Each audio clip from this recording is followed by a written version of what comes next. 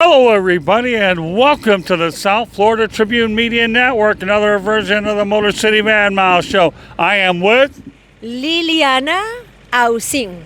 There you go. I'll never pronounce that right, but I know she looked good. It sounds good.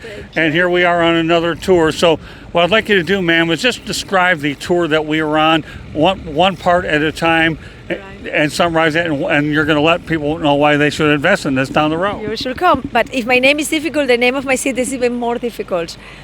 Gijón. Gijón. Okay. Difficult to pronounce, but easy to fall in love with. Okay? So we are in the north of Spain, in Asturias, which is famous for gastronomy, for history, Principality of Asturias, the cradle of the Christian Reconquest, and for the hospitality of the people. Right? You want me to keep going? Keep going. Sure. So Gijón is the crowded city in this region, right? On the sea. So nice atmosphere. We have here 3 beaches. We have lots of museums, railway, Roman hot baths. We have the largest building in the whole country of Spain, which was the very first technical university, which is like a compound of different styles of the architecture, and today a city of culture.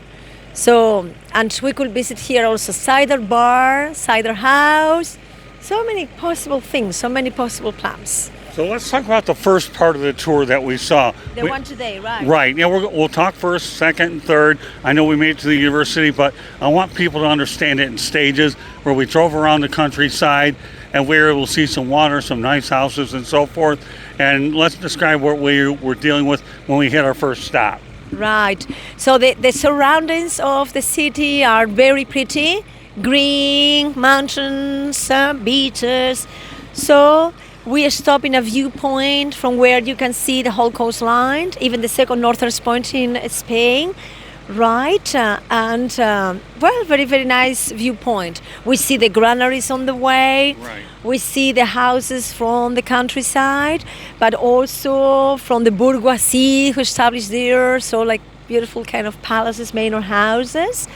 So that's always a nice stop also, because from there, they can see the cruise. Right. So it's always nice for them to see the cruise from far away, right? So that was our first stop today. Another group, for example, they went to a cider house where they explained all the process of cider. Right. And of course they were invited to pour the cider, which is lots of fun, the way we do it. Right, and to enjoy the flavor and the local cheeses. We are the capital of cheeses in Spain. We have 42 different cheeses. So that's another possible plan to do here, right, when we stop. And also to visit the Old Quarter, Right. which is very nice. It has Roman origins, so we have the remains of the Roman wall. We have the Roman hot baths, which is today a museum. And the very nice atmosphere, of the fisherman quarter around, huh? Let's talk about the second part of the tour. I know we were broken down into 3 parts. You talked about the first. I think the one thing I've been noticing all along is in Spain, since we're taking the cruise side, we're seeing a lot of water, but yet a lot of commercialism. Every city that we've seen so far, there's a tremendous amount of commercialism involved. Now I know that Spain is known for Madrid and the Barcelonas. You get those as you're more inland and all that. But this is a different way of looking at it. I've never been on the Alaskan cruise before. Eventually I plan to do it. But I've been on the inside of Alaska, such as the Anchorages and the Fairbanks. So this kind of reminds me of an outskirt type of cruise thing dealing with Spain. So let's go back.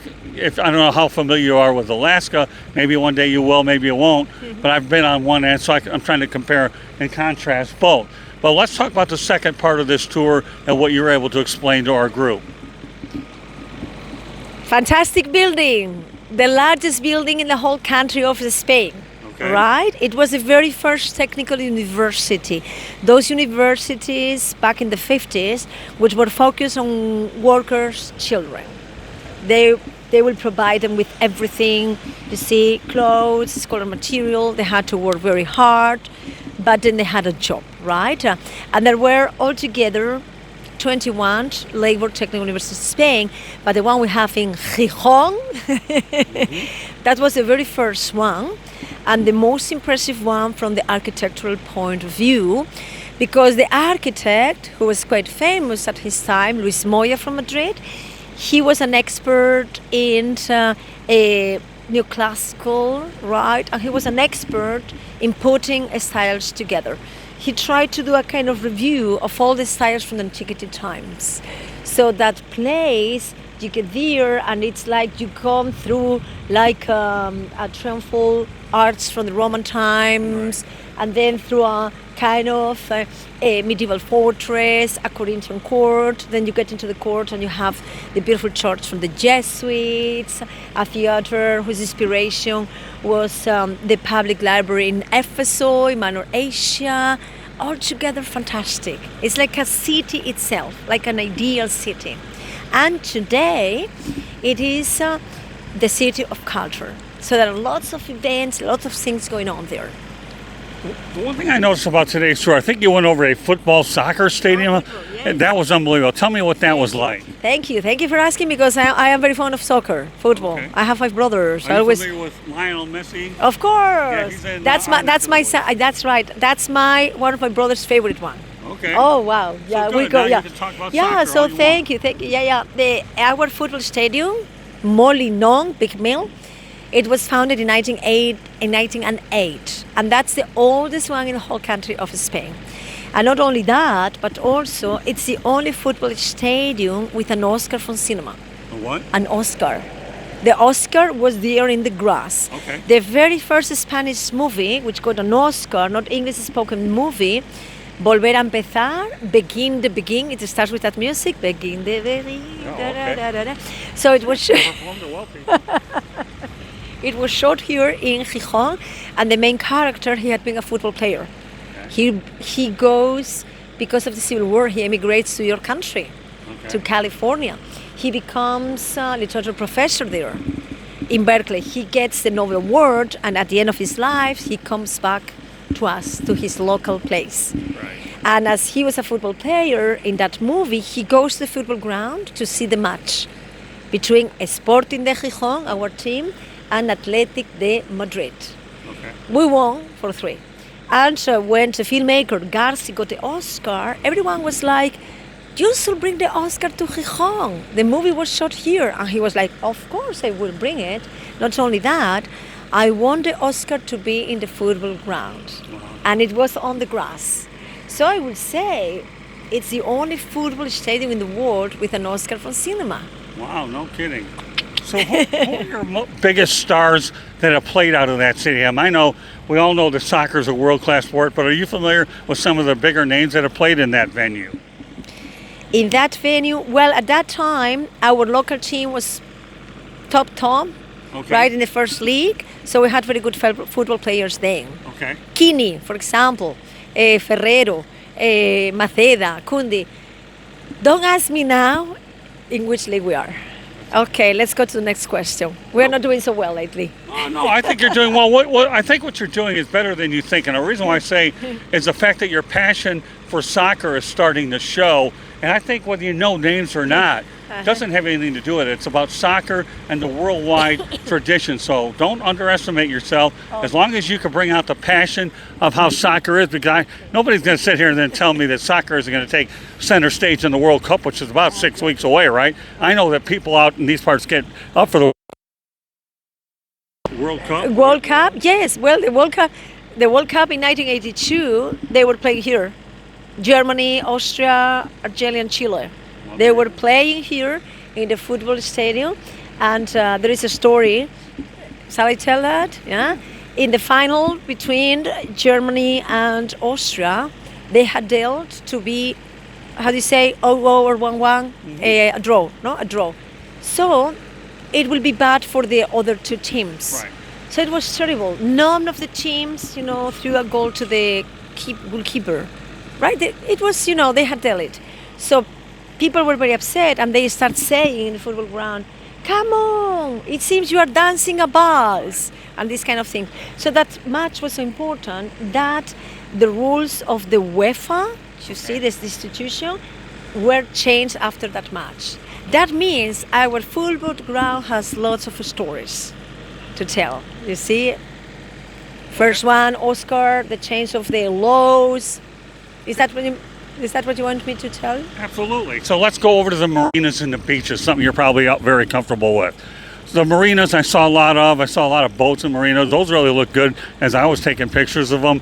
But at what point of the year does this tour become more popular where there's a lot of people at the beaches, the months maybe? Would you say June, July, August, September is where you have a lot of your big beach traffic? I know a lot of people like to go out there and, if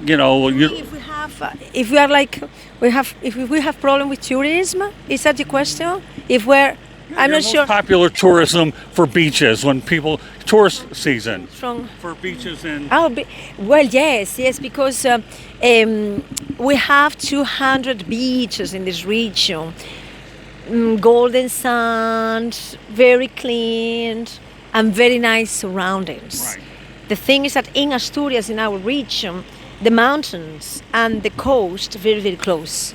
Okay. So you can even climb a mountain in the morning and jumping into the sea in the afternoon, which is great. 1/3 of our total surface has a kind of protection by the UNESCO. Natural park, national park, natural reserve. There is no proportion like that in any other region in the world. Okay. So for those who like nature, it's a place to come. The very first national park in the whole country, it's the one we have here in Asturias, Peaks of Europe. If you like the sea, lots of different beautiful beaches, right? Then we have strong cultural movement also. Nice museums, nice history. This is the only principality in Spain. So the Crown Princess, now it's Princess Leonor, she holds a title Princess of Asturias. So we have history, we have good food, that's very important, very good gastronomy, right? We have nature, so all tastes. And we have cider. Okay, let's talk about the third part of this trip, and that was the university. Okay, that was really intriguing. We did a couple of videos there. Talk about the last part of the tour. I know you really enjoyed it, all the buildings, the structures, the statues. Give me your overall thoughts on that. About this huge building, we have been talking already. The third part of it. The You had third it part. broken out neatly into three spots. Now you had the universities and all that. Yes. That was really neat. So let's talk about that experience. So that was the very first technical labor university in Spain. Okay. Those universities focus on workers' children, right? There were 21 in the whole country of Spain, but the one here in Gijón, that was number one, the first one. It opened in 1955, right? And from the architectural point of view, it's an amazing building, a spectacular. The largest one in the country. It is like 0.1 square miles. Huge for the complex. It was like an ideal city, right? And from the architectural point of view, it's amazing because the architect tried to do a mix, a compound of all the different styles from antiquity times. We don't have that in any other place in the world. I would say in the same complex, wings to the Roman Empire, right? To the Greek classical history, to the Italian Baroque, all together in one complex, all together. It is not more labor technical universities. They all were closed end 70s, early 80s. But now, since 2007, it is the city of culture. So there are lots of things going on in that complex. You see, cultural events, musical performances, art exhibitions, right, and universities back there. So. And then I saw toward the end of that, you showed us some sports complex. So sports apparently is pretty big out there too, isn't it? Yeah, this is a very sportive city. We have been European Capital of Sports 2012. So it's like a very alive city. You will see along the sea promenade always people walking, jogging, skating, cycling. And then we have a sport club which has been awarded with 5 Copa Stadium, which is the highest condecoration of water sports in Spain. And there you can practice all kinds of sports, more than 40,000 members.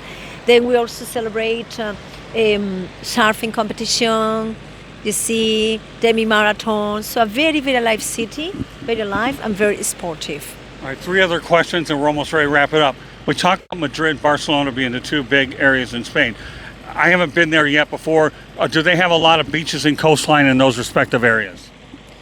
Well, not in Madrid because it's inland. In Okay. Catalonia, they have the Costa Brava and they have nice beaches also Okay. there. But lots of Madrileños.